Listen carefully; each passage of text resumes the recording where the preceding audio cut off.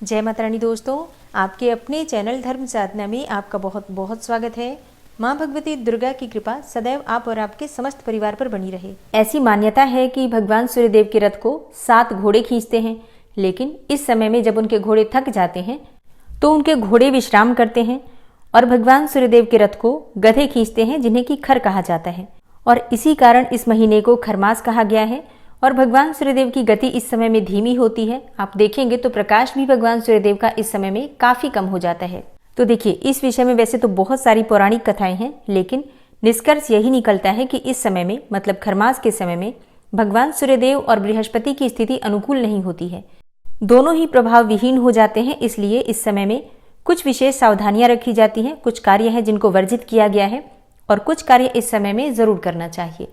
तो कौन से वो कार्य हैं जो इस समय में हमें करना चाहिए और कौन से काम हैं जो बिल्कुल भी भूल से भी नहीं करना चाहिए, संपूर्ण जानकारी आपको आज की वीडियो में शेयर करने वाली हूँ।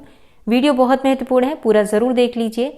अच्छी लगे वीडियो तो लाइक भी जरूर कीजिएगा, क्योंकि देखिए आपके लाइक्स, आपके कमेंट्स मेरे लिए बहुत महत्वपूर्ण होते हैं। यही एकमात्र जरिया है जिनसे मुझे पता चलता है कि आपको ये वीडियो अच्छी लगती है और आपके लिए ये वीडियो उपयोगी है। तो अगर वीडियो अच्छी लगे तो लाइक तो जरूर ही किया कीजिए। तो सबसे पहले जानते हैं कि इस समय में कौन से कार्य नहीं करने चाहिए। देखिए, खरमास के समय में विवाह, सगाई या फिर शादी या सगाई से जुड़ा हुआ कोई भी कार्य इस समय में नहीं करना चाहिए, शुभ नहीं माना जाता। कहा जाता है कि इस समय में अगर कोई भी सगाई या फिर शादी करता है तो ऐसे दंपतियों को कई प्रकार की परेशानियां, कई प्रकार की समस्याओं का सामना करना पड़ता है। या फिर यूं कहें तो इस समय में अगर विवाह किया जाता है तो ऐसे दंपतियों को वैवाहिक सुख नहीं मिलता। इसलिए शास्त्रों में इस कार्य को खरमास में निषिद्ध माना गया है। खरमास के समय में बच्चों का मुंडन भी नहीं करवाना चाहिए। जनेऊ या फिर कोई भी अन्य जैसे कि शुभ संस्कार होते हैं वो इस समय में नहीं किए जाते हैं। अगर आप कोई भी कार्य शुरू करना चाहते हैं, व्यापार शुरू करना चाहते हैं, कोई दुकान खोलना चाहते हैं, कोई नया बिजनेस करना चाहते हैं, इस समय में प्रारंभ मत कीजिए, क्योंकि ऐसा करने से सफलता के रास्ते में बाधा आती है और नए कार्य में फिर काफी आपको संघर्ष करना पड़ेगा उस कार्य में सफलता के लिए। इसलिए ये 1 महीने का जो खरमास का समय होता है इसे आप बीत जाने दीजिए, इसके बाद आप शुरू कर सकते हैं। और हाँ, खरमास के समय में नए घर में प्रवेश नहीं करना चाहिए। मतलब अगर आपने कोई घर बनवाया है तो गृह प्रवेश इस समय में नहीं करना चाहिए। अगर आप कोई घर बनवाना चाहते हैं तो नीम की खुदाई, नीम का पूजन भी इस समय में नहीं किया जाता है। लेकिन हाँ, अगर आपका घर पहले से ही बन रहा है, जैसे कि काम चल रहा है घर में, तो ऐसे में आपका काम उसी प्रकार से चलता रहेगा, फिर आप बीच में नहीं रोकते हैं। लेकिन अगर आप अभी शुरू करना चाहते हैं, नींव पूजन करवाना चाहते हैं या मकान का कार्य प्रारंभ करवाना चाहते हैं, तो खरमास में मत कीजिए। खरमास बीत जाए उसके बाद कीजिएगा। और इस समय में गृह प्रवेश नहीं करना है तो बहुत सारे लोगों के प्रश्न आते हैं कि हम रेंट पर रहते हैं, किराए के मकान में, तो क्या हम बदल सकते हैं घर? देखिए, आप किराए के घर में भी रहते हैं तो घर तो आप जब अब किराए देकर भी रहेंगे तो घर तो आपका ही माना जाएगा। मतलब उस स्थान पर आपको रहना है, परिवार सहित रहना है। देखिए, जब हम कहीं रहते हैं, जितने समय भी रहते हैं, उस समय के सुख दुख, जो भी परेशानियां हैं वो आपको ही झेलनी पड़ेंगी। तो घर चाहे किराए का आप ले रहे हों, लेकिन उस मकान में जब आप रहेंगे तो जो परेशानी आएगी वो आपको आएगी, मकान मालिक को नहीं आएगी। तो इस बात का ध्यान रखिए। घर आप पहले ही बदल लीजिए या फिर मकर संक्रांति के बाद बदलिए। और इसी से जुड़ा एक और प्रश्न आता है कि घर हमें बीच में ही बदलना है, क्योंकि हमारा जब मंथ कंप्लीट होता है तो तभी हम अपना घर बदलते हैं और इसी बीच में हमें घर बदलना ही पड़ेगा। तब हमें क्या करना चाहिए? तब देखिए, अगर आपने पहले से घर देख लिया है आपको कहाँ जाकर रहना है, तो आप क्या कीजिए कि खरमास प्रारंभ होने से पहले अपने घर की कुछ सामग्री, मतलब कुछ कपड़े लत्ते, कुछ सामग्री, कुछ सामान अपना वहां पर ले जाकर खरमास शुरू होने से पहले रख दीजिए। ले जाकर अपना ताला लगा दीजिए, फिर वो घर आपका हो जाएगा। फिर आप बीच में कभी भी बदल सकते हैं, कोई दिक्कत नहीं है। एक और प्रश्न जो आप लोगों का हमेशा आता है कि क्या खरमास के समय में हम अपने मायके से ससुराल और ससुराल से मायके जा सकते हैं? देखिए, बिल्कुल जा सकते हैं अगर बहुत ज़रूरी हो तो। मतलब अगर आप पहले से कई बार आ जा चुके हैं तो बिल्कुल जा सकते हैं।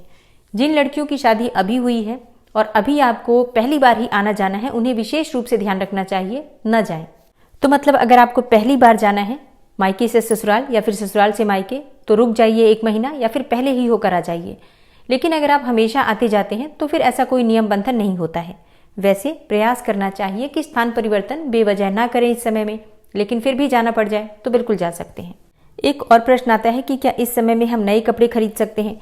देखिए, बिल्कुल खरीद सकते हैं। मतलब ये सर्दियों का समय होता है, इस समय में शॉल, स्वेटर, ये सभी चीजें इसी समय खरीदी जाती हैं। तो बिल्कुल आप खरीद सकते हैं। हाँ, एक चीज का ध्यान रखा जाता है कि अगर विवाह के लिए कपड़े खरीदे जा रहे हो, जैसे कि किसी की शादी है, तो शादी के लिए जो कपड़े खरीदे जाते हैं जैसे कि दुल्हन का जोड़ा या फिर दूल्हे का जोड़ा, तो उनके लिए कोशिश करना चाहिए कि इस समय में, खरमास के समय में, शादी के पर्पज से कपड़े ना खरीदे जाएं। लेकिन हाँ, अगर बहुत ज़रूरी हो, जैसे कि कई बार क्या होता है कि खरमास समाप्त हुआ और 1-2 दिन के भीतर ही शादी होती है, तो ऐसे में शादी की सारी तैयारियां इसी बीच में की जाती हैं, तो अगर आवश्यक है तो बिल्कुल खरीदा जा सकता है। देखिए, ये समय इतना अशुभ नहीं होता है। क्या होता है कि इस समय में प्रयास करना चाहिए कि हम बेवजह कोई ऐसा कार्य ना करें जिससे कि हमारे जीवन में किसी प्रकार की परेशानी आए, क्योंकि 2 बड़े ग्रह गुरु और सूर्य एक तरीके से अस्त की अवस्था में होते हैं, प्रभाव विहीन होते हैं, तो कहीं ना कहीं शुभता में कमी आ जाती है। और इसलिए खरमास के समय में विशेष रूप से भगवान सूर्यदेव की पूजा की जाती है। सूर्य को जल देना इस समय में अत्यंत आवश्यक हो जाता है। अगर आप नियमित नहीं भी देते हैं तो खरमास के समय में भगवान सूर्यदेव की पूजा सुबह उठकर जरूर कीजिए। प्रयास कीजिए कि सुबह उठकर भगवान सूर्य के दर्शन करें। गुरुदेव बृहस्पति की पूजा इस समय में आवश्यक मानी जाती है।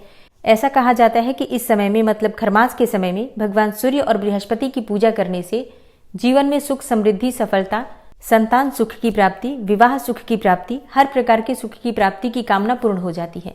और इसलिए इस समय में गुरु के मंत्रों का जप करना चाहिए, भगवान सूर्यदेव के मंत्रों का जप करना चाहिए, आदित्य हृदय स्तोत्र का पाठ करना चाहिए, गुरु की, ब्राह्मण की, सन्यासियों की सेवा करनी चाहिए, गाय की सेवा करनी चाहिए। इस समय में पवित्र नदियों में स्नान करने का विशेष महत्व होता है। कहा जाता है कि अगर इस समय में किसी तीर्थ पर जाते हैं आप या किसी पवित्र नदी में स्नान करते हैं तो उसका फल कई गुना प्राप्त होता है। खरमास के समय में जप तप करने से, दान करने से उसका फल कई गुना प्राप्त होता है और जीवन के कई प्रकार के कष्ट स्वतः ही समाप्त हो जाते हैं। अगर किसी भी प्रकार से गुरु बृहस्पति पीड़ित हैं आपकी जन्म कुंडली में, तो ऐसी अवस्था में केले के पौधे में आपको जल देना चाहिए, मतलब थोड़ा सा हल्दी मिलाकर जल में, और प्रतिदिन आप चाहें तो केले के पौधे में जल दे सकते हैं। अगर रोज नहीं भी दे पाते हैं तो बृहस्पतिवार को जरूर दीजिए। इस समय में चने की दाल का दान कर सकते हैं, गुड़ का दान कर सकते हैं, केले का दान कर सकते हैं। बृहस्पति के निमित्त आप कोई भी दान करते हैं तो भी आपको बृहस्पति से जुड़ी हुई जो भी समस्याएं हैं उनसे आपको मुक्ति मिलती है। तो ये समय जप तप दान धर्म के लिए बहुत अच्छा होता है। सिर्फ कुछ विशेष सावधानियां होती हैं जिनका हमें नियम पूर्वक पालन करना चाहिए ताकि आगे हमारा जीवन सुखमय बीते। और आप जानते हैं कि खरमास का प्रारंभ कब हो रहा है और समाप्त कब होगा। देखिए, खरमास प्रारंभ होगा 15 दिसंबर को और समापन हो रहा है खरमास का 14 जनवरी 2025 को। तो 15 दिसंबर से 14 जनवरी तक किसी भी प्रकार का शुभ और मांगलिक कार्य आपको नहीं करना है। पूजा पाठ कीजिए, धर्म कीजिए और जितना हो सके दान दीजिए। अब बहुत सारे भक्तों के प्रश्न आते हैं कि क्या इस समय में हम कोई व्रत प्रारंभ कर सकते हैं।